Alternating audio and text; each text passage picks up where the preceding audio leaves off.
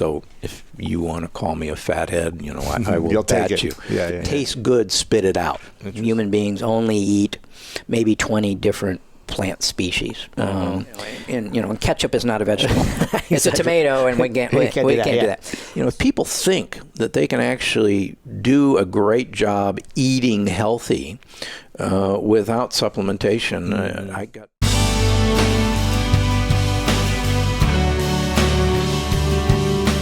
150,000 international units of vitamin D3. How many capsules is 3 that? days. Well, so you can get 5,000, right? So that's 10 capsules 3 times a day for 3 days. So I'm basically taking 500,000 international units of vitamin D to ward off a virus. Everyone always says you should take vitamin C when you start to feel like a scratchy Yeah, throat. it really doesn't work. Vitamin D is probably one of the best antivirals that's ever been discovered. So vitamin C really doesn't help that much? Or It really doesn't help that much. We can get into vitamin C, and I think everybody should take a timed-release vitamin C twice a day, and it's actually for a different purpose. What's the purpose? All right. The quick version. All right, quick version. So you and I are one of the few animals that don't manufacture our own vitamin C. Us, monkeys, and guinea pigs. And we have actually all the genes to manufacture vitamin C. There's actually 5 of them. The last gene is turned off. It's called a ghost gene. Why do we do that? Well, we manufacture vitamin C from sugar, from glucose. And it's actually very expensive to manufacture vitamin C. So the theory is, and I like the theory, is we grew up in Africa with lots of vitamin C containing plants in our diet. And so it was unnecessary for us to manufacture vitamin C, and the theory goes we'd have some extra glucose left over that we could store as fat to make it through the winter when times are rough, and we're the only fat-storing ape. So the problem is vitamin C is essential to repair collagen, and everybody, collagen, okay? The reason smokers get wrinkles is collagen is broken, because you actually repair cracks in collagen with vitamin C. And smokers use up all their vitamin C with what's called oxidative stress. So they don't have any vitamin C. In fact, here's another controversial statement. If I've got a smoker with heart disease, I'm willing to trade him his smoking with him taking large amounts of vitamin C while I get the rest of his diet squared away, rather than tell him to stop smoking. Wow. Now, the reason I say that is, and I talk about this in the book, there's this fascinating island people called the Catavans in New Guinea who smoke like fiends. They eat 60% of their diet is taro root. The other part of their diet is coconut oil. And they live into their mid-90s with no medical care, but they've been studied extensively. There has never been a case of a heart attack, heart disease, or a stroke in these smokers. What they do is they eat a lot of vitamin C containing fruits and vegetables as part of their diet. Olive oil as well? They don't have any olive oil. They have coconut oil. That's their coconut. They don't have any olives down there. So you can do without olive oil and still live a long life? Yeah.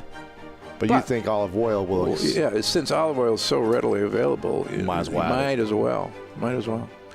Okay, anyhow, back to vitamin C. Yeah.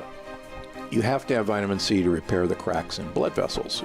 People remember scurvy, where people would die, they bleed to death on long ocean voyages.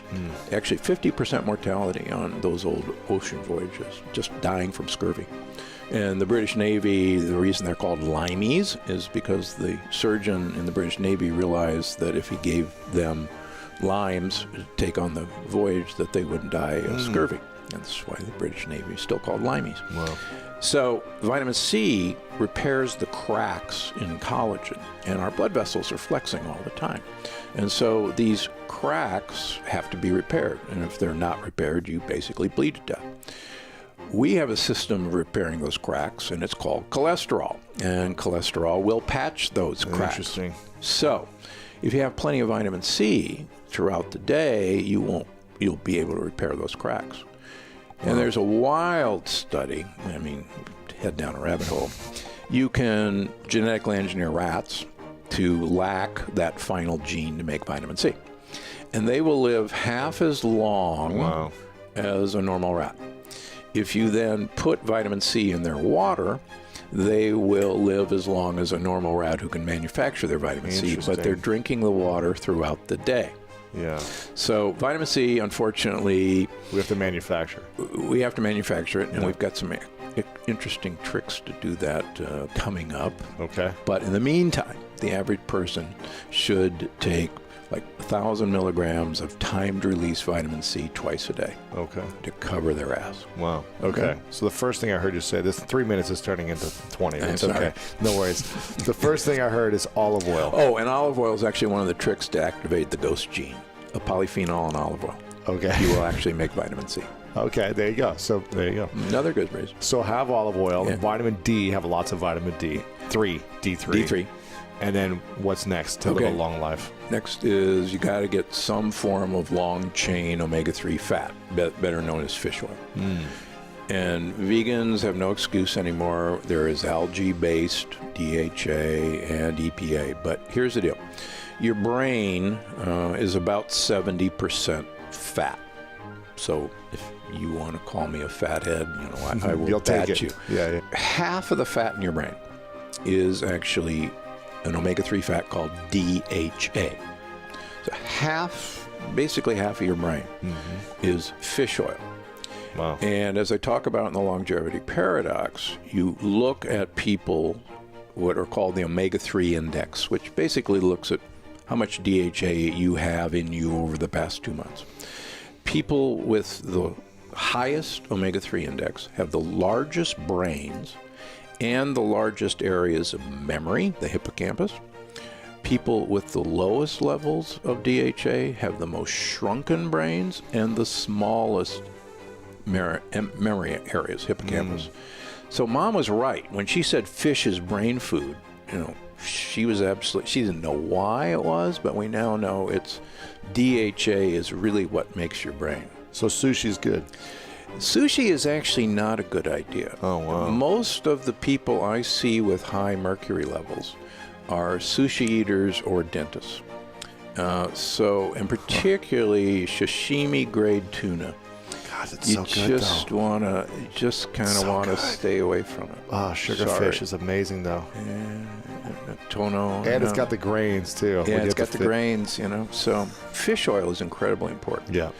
And what I try to get people to do, and again, I measure this every 3 months in all my patients, and we're talking thousands and thousands of patients over the last 20 years. You want to get about 1,000 milligrams of DHA per day. We got olive oil. We got vitamin D3. We have fish oils. What else do we need to live longer? So you got to have polyphenols in your diet. Phenols are plant compounds. Polyphenols are plant compounds that plants use primarily to protect themselves against stress and sunlight. Just interesting fact. We know that red wine is beneficial for you because of actually 2 polyphenols. The most famous is resveratrol. The other one is quercetin or quercetin.